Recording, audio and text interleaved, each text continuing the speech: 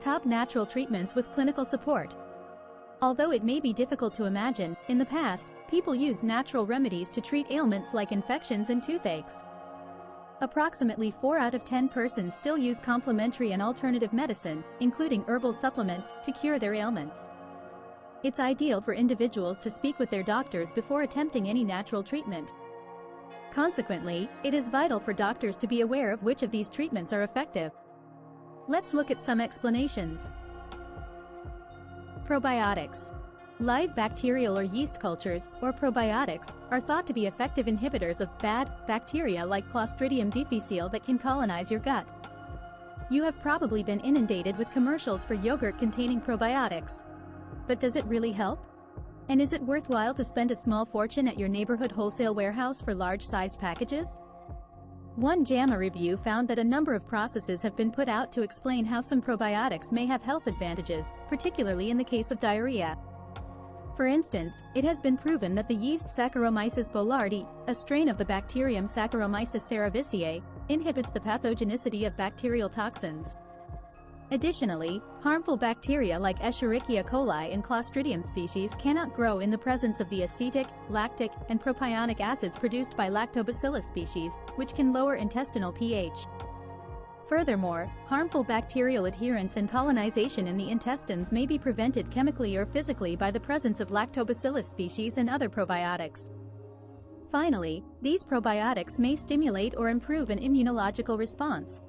It is still unknown which specific probiotic strains are most effective in treating diarrhea because not all strains of probiotics have this beneficial effect. Peppermint. Peppermint has a long history of use as a herbal digestive treatment, dating back to ancient Greece.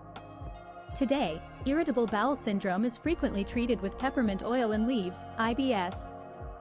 The menthol in peppermint, which has an antispasmodic effect on the intestinal smooth muscle, is probably responsible for the relief of symptoms.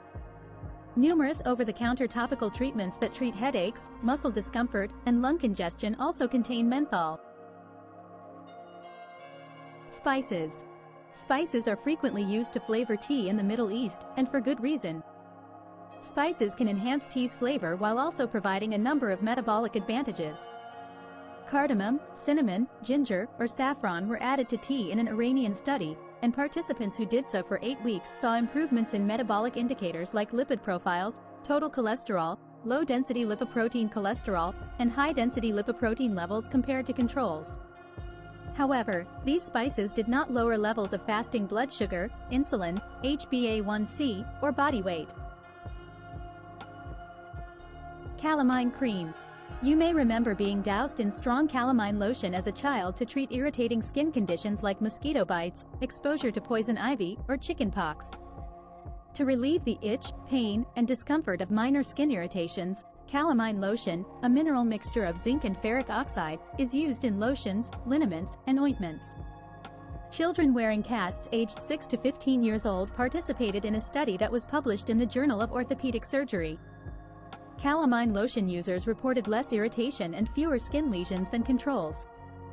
Users of calamine lotion also had reduced perspiration. Chamomile tea. Chamomile tea might be able to help postpartum ladies who frequently have poor sleep quality.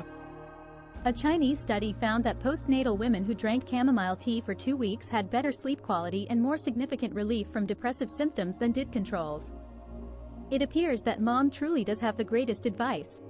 Salutations to the pink stuff. Although the majority of these natural cures don't have any noticeable adverse effects, they could be dangerous if used excessively. If you take any medications or have a disease that is influenced by your diet, consult a doctor before routinely eating these foods, as some people may be more sensitive to dosage quantities. And consult a doctor immediately away if you experience an allergic reaction or your symptoms intensify after using any home cure. Remember that home cures might not always be suitable for you and safe.